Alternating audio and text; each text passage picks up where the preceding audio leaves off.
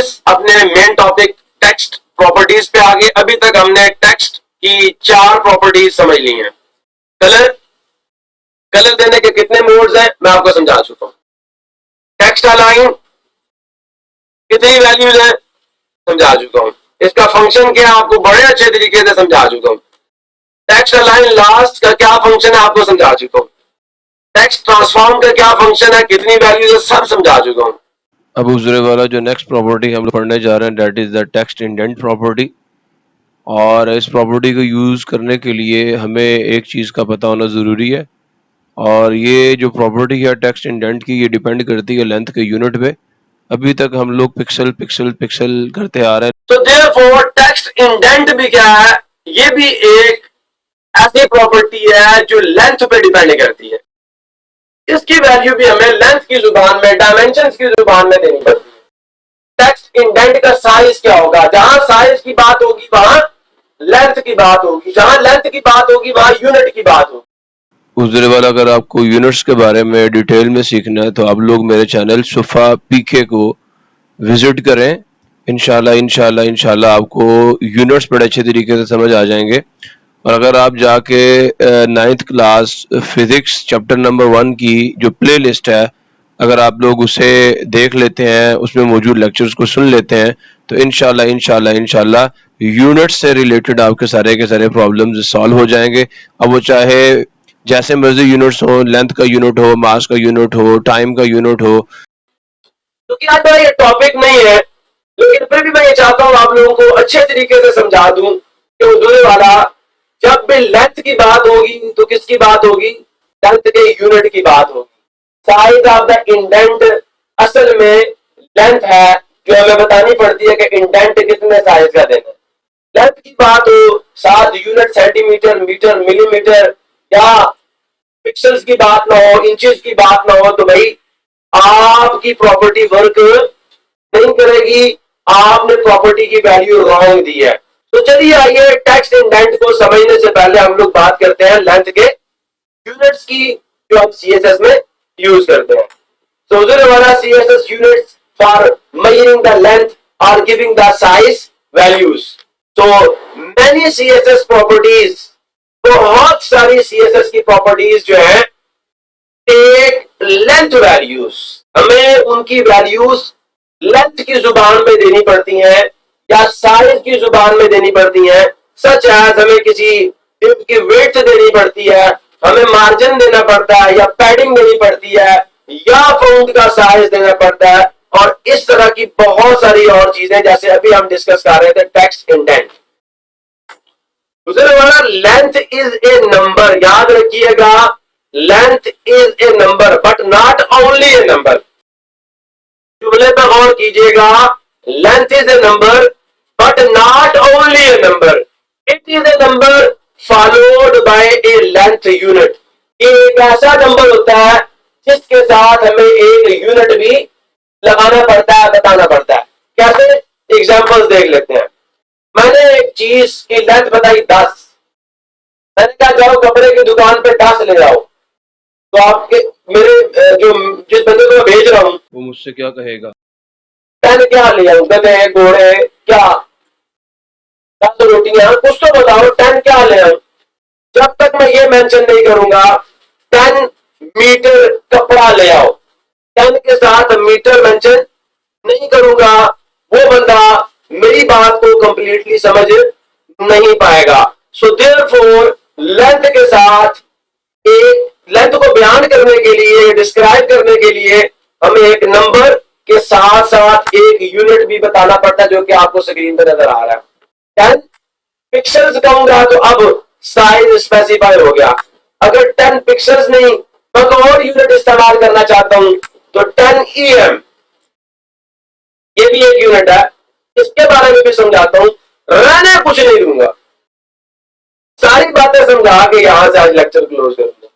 एक नोट याद रखिए, no space between the number and unit is allowed. आपने 10 लिख के पिक्सल्स लिखने से पहले स्पेस नहीं देनी, अगर स्पेस दे दी तो यूनिट वर्क नहीं करेगा।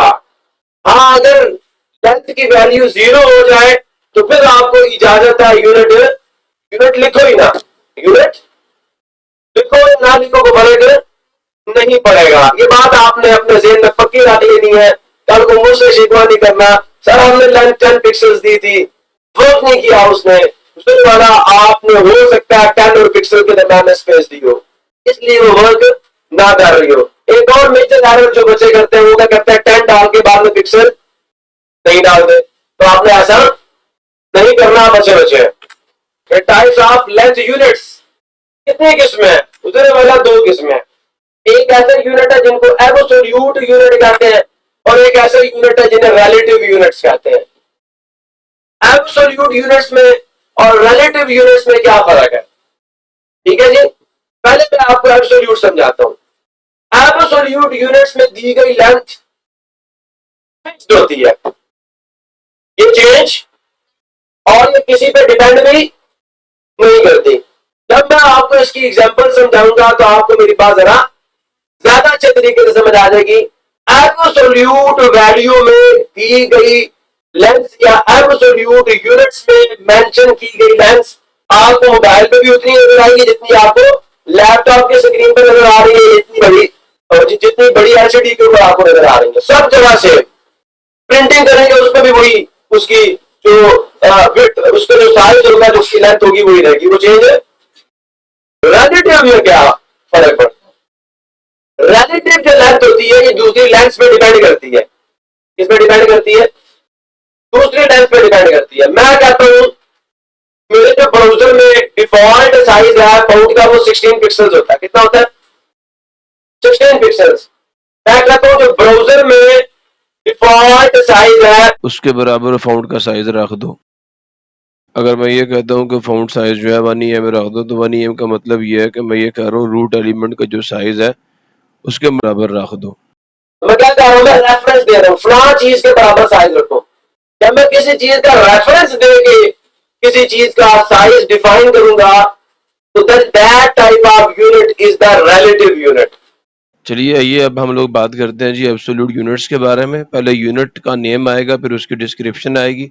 यहाँ पे हम लोगों ने सेंटीमीटर लिखा है, तो याद रखिएगा 1 सेंटीमीटर जो है वो 1 मीटर का 100वां हिस्सा होता है।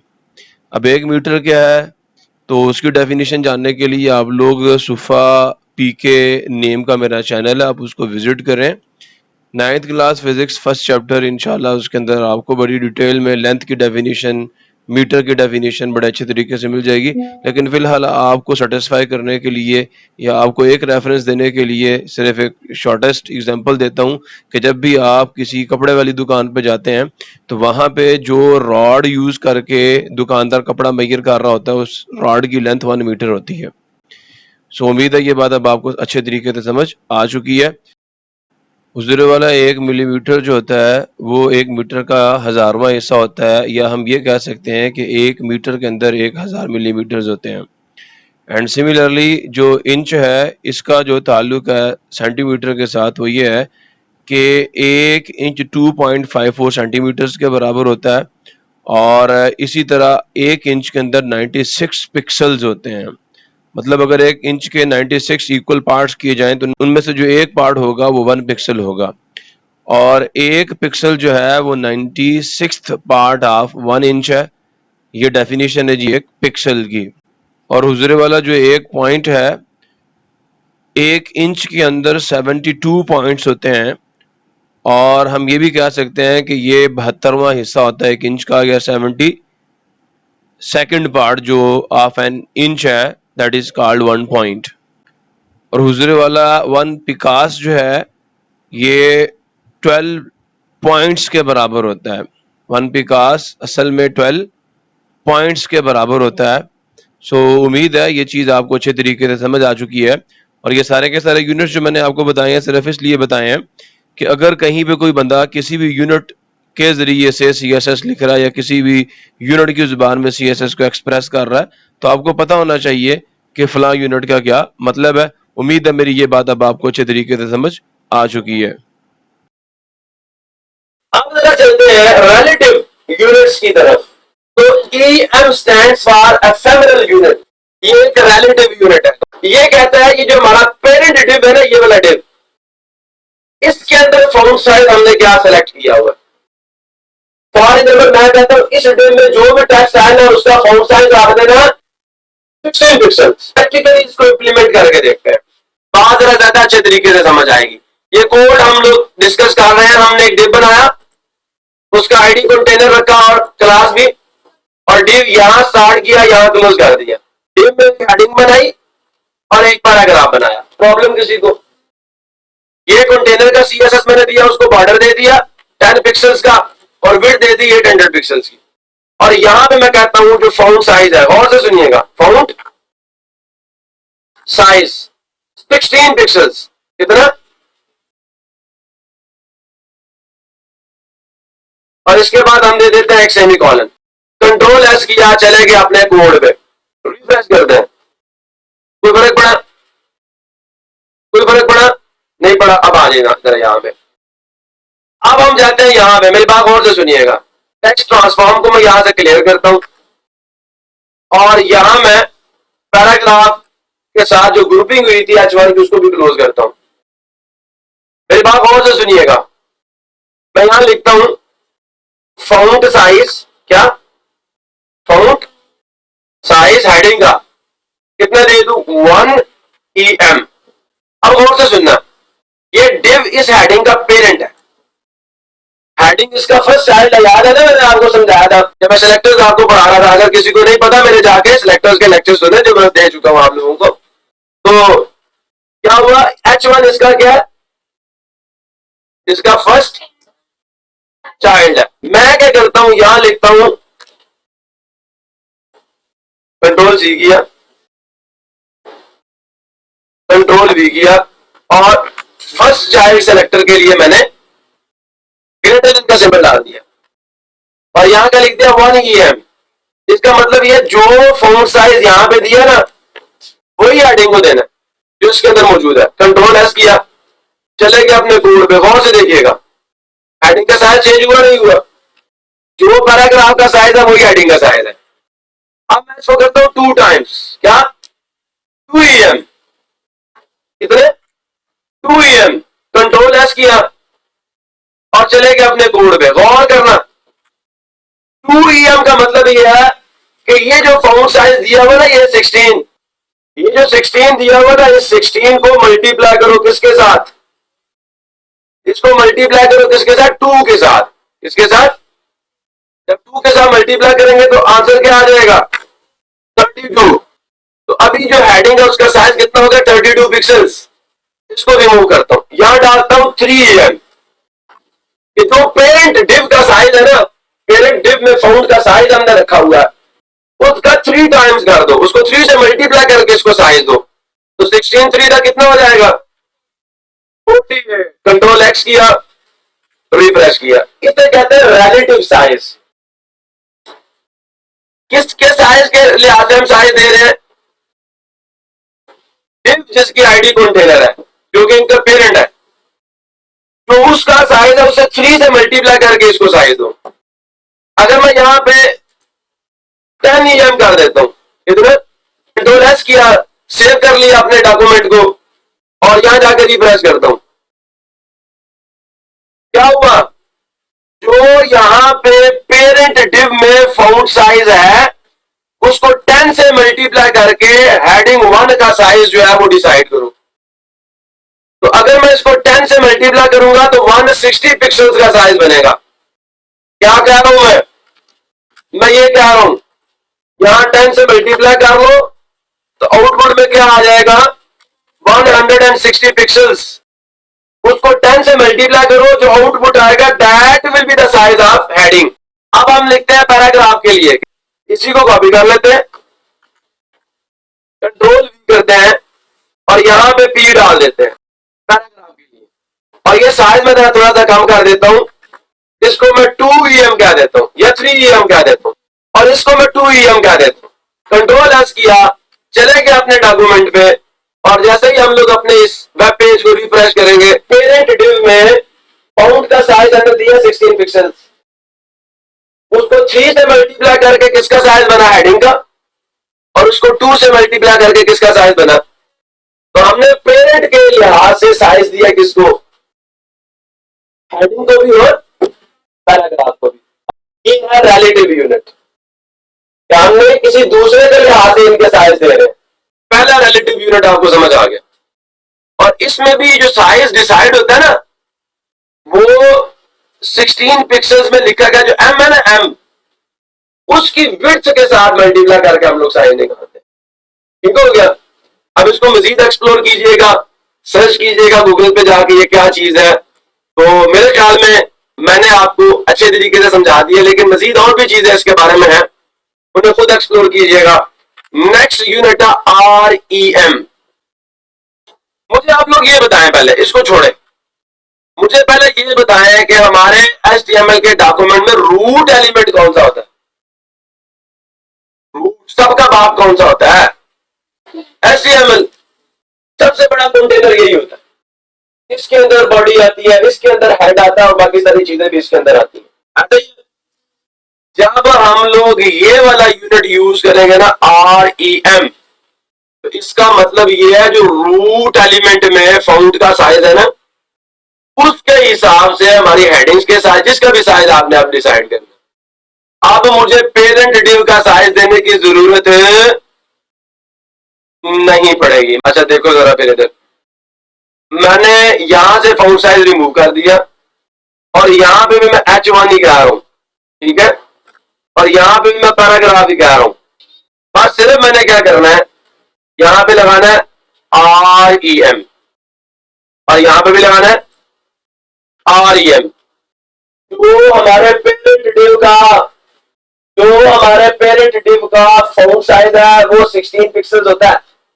कितने पिक्सल्स? इसका मतलब ऑटोमेटिकली ये क्या करेगा, रूट जो हमारा पेरेंट डिव का है, सॉरी, हमारे रूट एलिमेंट का जो बिल्ट इन साइज होता है वो 16 पिक्सल्स होता है। HTML जो हमारा रूट एलिमेंट है, तो ये क्या करेगा, अब इन सबको किससे मल्टीप्लाई करेगा? ये रूट एलिमेंट का साइज 16 पिक्सल्स है, उसको 3 से मल्टीप्लाई करेंगे तो कितना हो जाएगा, 48। तो 48 पिक्सल्स की हेडिंग जो है ना वो बनेगी हमारे डिव में, और 2 से मल्टीप्लाई करेंगे 32 पिक्सल्स। 32 पिक्सल्स हमारे पैराग्राफ के अंदर मौजूद टेक्स्ट का साइज होगा। कंट्रोल एस किया और कीजिएगा, कुछ चेंज आया? अब थोड़ा सा चेंज करता हूं, इसको 2 कर देता हूं, ठीक हो गया। ये कितना हो जाएगा, 32, और इसको कर देता हूं 1.5। 1 यहां पॉइंट्स में भी वैल्यूज दे सकते हो। कंट्रोल एस किया और कीजिएगा, बात आपको समझ आ जानी है। रिफ्रेश किया, साइज चेंज हुए नहीं हुए, REM भी चल गया, ये भी रिलेटिव यूनिट है, लेकिन ये रूट के रिलेटिव वैल्यूज असाइन करता है रूट के लिहाज से। व्यू पोर्ट हाइट मैंने, व्यू पोर्ट विड्थ मैंने आपको समझानी है, लेकिन यहां पे व्यू पोर्ट हाइट और व्यू पोर्ट विड्थ के आगे यूनिट्स आ रहे थे, उनको समझाने के लिए मुझे पहले आपको व्यू पोर्ट समझाना पड़ेगा। आपको ये स्क्रीन की जो विड्थ नजर आ रही है यहां से यहां तक नजर आ रही है, इसको हम कहते हैं व्यू पोर्ट विड्थ। आपकी स्क्रीन की जितनी विड्थ है ना, इसको कहते हैं व्यू पोर्ट विड्थ। अगर मेरी स्क्रीन की विड्थ है 50 सेंटीमीटर, तो 1 व्यू पोर्ट कितना होगा? 1 व्यू पोर्ट 0.5 सेंटीमीटर होगा। व्यू पोर्ट क्या करता है, पूरी स्क्रीन को ना 100 बराबर हिस्सों में डिवाइड करता है। ये भी वैल्यूज परसेंटेज में होती है। किसमें होती है? अगर स्क्रीन को 100 बराबर हिस्सों में तकसीम किया जाए और स्क्रीन की विड्थ कितनी है, 50 सेंटीमीटर, तो 1 सेंटीमीटर 2 बराबर हिस्सों में तकसीम होगा, ऐसा है ही नहीं है। तो हाफ सेंटीमीटर 1 व्यू पोर्ट के बराबर होगा। 1% of the width of A screen whose width is equal to 50 centimetre. एक ऐसी स्क्रीन जिसकी विड्थ 50 सेंटीमीटर है, उसका 1% असल में कितना होता है, 0.5 सेंटीमीटर। अगर मैथ में वीक हो, चले जाओ मैथ एंड साइंस टीचर्स पे, वहां पे 5th क्लास के मेरे लेक्चर मौजूद है परसेंटेज से रिलेटेड। सुनो, अपने ज़हनों में परसेंटेज से रिलेटेड जो आइडियाज है उन्हें क्लियर कर लो। आगे चलते हैं। अब हम डिस्कस करते हैं, हमने EM को कर लिया, REM को कर लिया, व्यू पोर्ट विड्थ को डिस्कस करते हैं। ये भी रिलेटिव विड्थ है, 1% of the width of the view port. Screen के जितने भी विड्थ है ना, उसका 1% 1 व्यू पोर्ट के बराबर होता है। व्यू पोर्ट हाइट, स्क्रीन की जो हाइट है ना उसका 1% जो होता है वो व्यू पोर्ट हाइट के बराबर होता है। परसेंट। अब एक बात गौर से सुनिए आप लोगों ने, यहां आ जाए, हेडिंग का मैं पहले यहां पे देता हूं बॉर्डर, क्या देता हूं? बॉर्डर। बॉर्डर कैसे देते हैं? पहले उसका साइज देते हैं, नेक्स्ट सॉलिड, कंट्रोल एस किया, चले गए अपने कोड पे, रिफ्रेश किया, बॉर्डर आ गया। ये ब्लॉक लेवल एलिमेंट है, पेरेंट एलिमेंट के बराबर विड्थ ले रहा है। अब हम क्या करते हैं, इसकी विड्थ को थोड़ा चेंज करते हैं। गौर से सुनिएगा, परसेंटेज समझाने लगा हूं। क्या समझाने लगा हूं? परसेंटेज। विड्थ लिखा, इंटर मारा, यहां जाके मैं कहता हूं 50%, यहां जाके कहता हूं 50, शिफ्ट दबा के 5 को प्रेस करेंगे कीबोर्ड से तो 50% आ जाएगा। अब ये विड्थ 50% किसकी होगी? इसका पेरेंट कौन है? कंटेनर, जिसकी आईडी कंटेनर है, उसकी विड्थ कितनी है? इसका 50% कितना होगा? 400 पिक्सल्स। और इस हेडिंग की जो विड्थ होगी वो 400 पिक्सल्स हो जाएगी। इसकी विड्थ कितनी दे दी? 800 पिक्सल्स। तो अब ये जो परसेंटेज मैंने दी है ना, मैंने कहा जो इसका पेरेंट है ना, पेरेंट, उसकी विड्थ का 50% जो है ना वो हेडिंग की विड्थ होनी चाहिए। पेरेंट डिव के विड्थ का 50% निकाल के इसकी विड्थ आएगी। तो किसके लिहाज से दे दी? पेरेंट डिव के लिहाज से। कंट्रोल एस किया, आजा जरा कोड में, रिफ्रेश किया, 50%। इसका 50%, इसकी जो पेरेंट डिव है ना, रेड बॉर्डर वाला, आज जरा यहाँ पे एक और चीज बताता हूं, इसकी विड्थ भी हम परसेंटेज में देते हैं। चले मैं इसकी विड्थ देता ही नहीं हूं, पहले ये देखें इसकी विड्थ। कंट्रोल एस किया, अपने कोड में रिफ्रेश किया, इसने पूरे पेज की विड्थ ले ली, क्योंकि ये ब्लॉक लेवल एलिमेंट है। जब ब्लॉक लेवल एलिमेंट की विड्थ हम नहीं देते ना, तो बाय डिफॉल्ट उसकी विड्थ पूरे पेज की विड्थ के बराबर होती है। अब देखिए इसकी विड्थ भी बढ़ गई, नहीं बढ़ गई? अब मैं यहां पे लिखता हूं, इसकी विड्थ जो होगी ना वो 50% होगी। अब बताओ इसका पेरेंट कौन है? ये जो डिव है कंटेनर वाला, इसका पेरेंट कौन है? बॉडी। तो जो बॉडी की विड्थ है उसका 50% इसको मिलेगा। तो जो इसकी विड्थ आएगी उसका 50% किसको मिलेगा? हेडिंग को मिलेगा। कंट्रोल एस किया और चले गए हम लोग अपने कोड पे। अभी जैसे रिफ्रेश करूंगा देखिएगा, ये रिस्पॉन्सिव डिजाइन बना हुआ है, देखिएगा। तो मैं इसकी विड्थ चेंज करता जाऊंगा तो उनकी विड्थ भी क्या होगी? स्क्रीन छोटी होगी, मोबाइल पे चले गए, विड्थ चेंज होगी। अब ये स्क्रीन के साथ क्या करेगा? अपने आप को फिट करने की कोशिश करेगा। और ऐसे डिजाइन को हम लोग कौन से डिजाइन कहते हैं? रिस्पॉन्सिव डिजाइन कहते हैं, कि हर डिवाइस पे खुद को फिट कर लेते हैं। अब देखें, खुद देखें, डिव की विड्थ चेंज हो रही है, ऑटोमेटिकली चेंज हो रही है। टोटल विड्थ आपका स्क्रीन जो है ना उसका 50% किसको मिल रहा है? इस डिव को मिल रहा है। और डिव की विड्थ का 50% किसको मिल रहा है? तो परसेंटेज में विड्थ देने का ये फायदा होता है कि आपकी वेबसाइट जो है वो डिवाइस कंपैटिबल हो जाती है, वो खुद को डिवाइस की विड्थ के मुताबिक फिट कर लेती है, और हर स्क्रीन पे एक जैसी नहीं दिखती आपकी वेबसाइट। अब आस्ता आस्ता हम लोग किधर जा रहे हैं? रिस्पॉन्सिव डिजाइनिंग की तरफ जा रहे हैं। और इंशाल्लाह जब ये हमारा कोर्स कंप्लीट होगा, आप बड़े अच्छे तरीके से रिस्पॉन्सिव डिजाइन बनाने के काबिल होंगे इंशाल्लाह। अब जब मैं टेक्स्ट इंडेंट की वैल्यू दूंगा पिक्सल में, तो आप लोग श्योर आप नहीं कर सकते। अब ये नहीं कह सकते मैं समझ नहीं आया। ये हमारा एक वेब पेज जो बार बार मैं आपको दिखा रहा हूं। इस वेब पेज में एक डिव है, बॉर्डर आपको उसका रेड नजर आ रहा है, एक हेडिंग इसके अंदर और एक पैराग्राफ है। हम ये चाहते हैं कि जो पैराग्राफ है ना, ये थोड़ा सा यहां से शुरू हो, इसकी फर्स्ट लाइन। इंडेंट का मतलब ये होता है ये जो बिल्कुल मार्जिन से शुरू हो, ना मार्जिन से थोड़ा सा आगे जाके शुरू हो, और इस चीज को हम लोग कहते हैं इंडेंट कहते हैं। अब ये इंडेंट हमने कितना देना है? इंडेंट हमने 50 पिक्सल्स का, 100 पिक्सल्स का, 200, कितने पिक्सल्स का आपने देना है? पिक्सल में आपको समझा चुका हूं, लेंथ का यूनिट है। CSS स्टार्ट करते हैं, स्टाइल का टैग स्टार्ट करके क्लोज करके हेड में हमने पैराग्राफ का टैग स्टार्ट कर लिया और कर्ली ब्रैकेट से हम लोगों ने डिक्लेरेशन ब्लॉक स्टार्ट कर लिया। हम लोगों ने लिखा टेक्स्ट इंडेंट की प्रॉपर्टी का नेम, कॉलन के बाद उसकी वैल्यू दे दी 50 पिक्सल और सेमी कॉलन डाल के हम लोगों ने क्या कर दिया, इसको क्लोज कर दिया। जैसे ये CSS अप्लाई होगा इस तरह दिखने वाला शुरू में जो आपका वेब पेज जो आपको ऐसे दिख रहा है after the application of this property. ये देखें, ये लाइन इफेक्ट का लग रहा है आपको, यहां पे इंडेंट नहीं था, यहां पे क्या है, इंडेंट है। And this is text indent property कैसे वर्क करती है। चलिए ये अब इस प्रॉपर्टी का प्रैक्टिकल भी करके देख लेते हैं ताकि प्रॉपर्टी हमें ज्यादा अच्छे तरीके से समझ आ जाए। अब हम यहाँ लिखेंगे टेक्स्ट